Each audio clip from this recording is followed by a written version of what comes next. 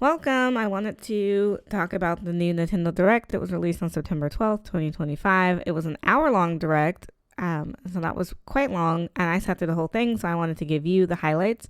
I'm going to focus mostly on the games. There were some other, like, amiibos and figurines that were announced, but it doesn't really relate to the Switch or the Switch 2, so I'm probably not going to cover it. So they did open this presentation with the celebration of the 40th anniversary of Super Mario Bros. So they announced some updates to the theme parks. So for those of you who have been to Universal Studios, both in Hollywood or in Tokyo, they are going to have some more themed places to go. They're also releasing a new Super Mario Galaxy movie, which will be a sequel to the movie they released back in 2023.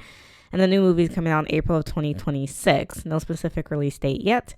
They're also going to be re-releasing Super Mario Galaxy 1 and 2 on the Switch on October 2nd. So I'm actually pretty excited. I haven't played any Super Mario Galaxy games since it was out on the Wii.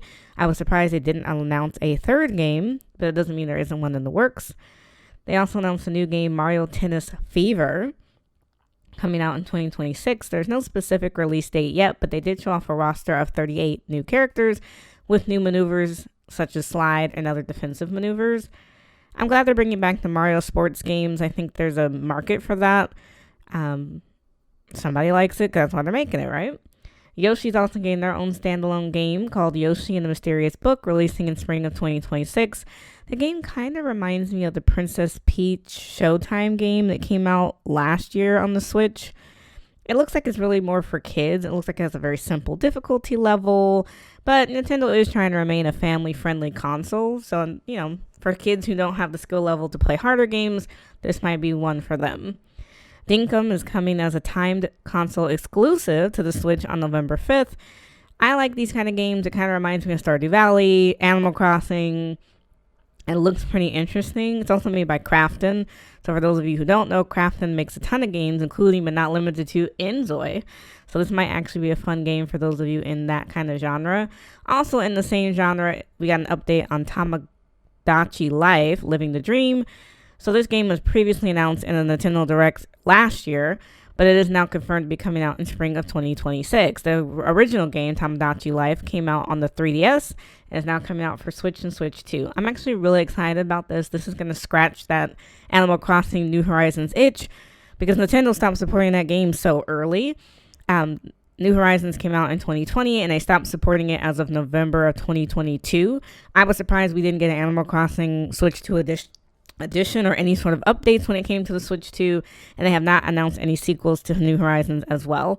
Hopefully that'll come sometime in the next year or so. Super Mario Bros. Wonder is getting a Switch 2 edition in spring of 2026 that will include new DLC and both online and local multiplayer game options, with more of these information to be coming in the future.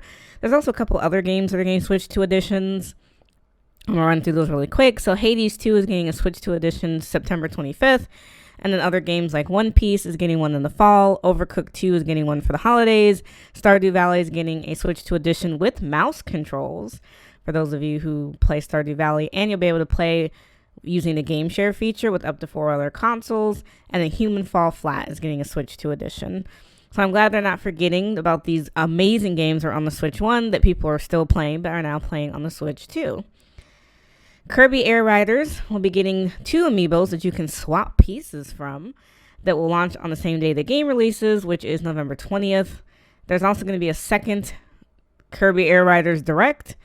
No specific date yet for that Direct. I'm surprised it's getting a second one when it already had a Direct, but maybe there's more information to share.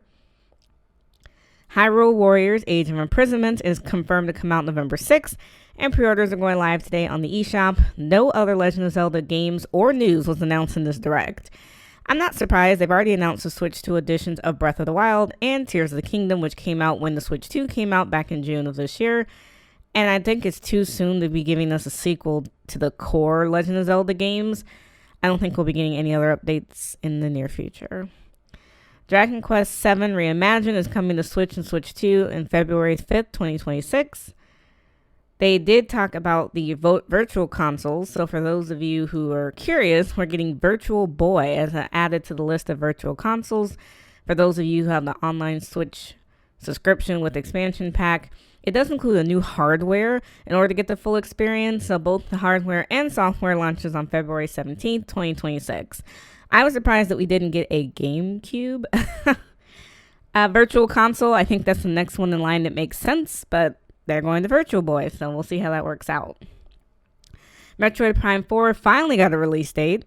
It will be coming out December 4th, 2025. For those of you who have been waiting, I'm glad that they finally talked about it. No announcement of a Metroid Prime 4 Direct. Doesn't mean that we won't get one.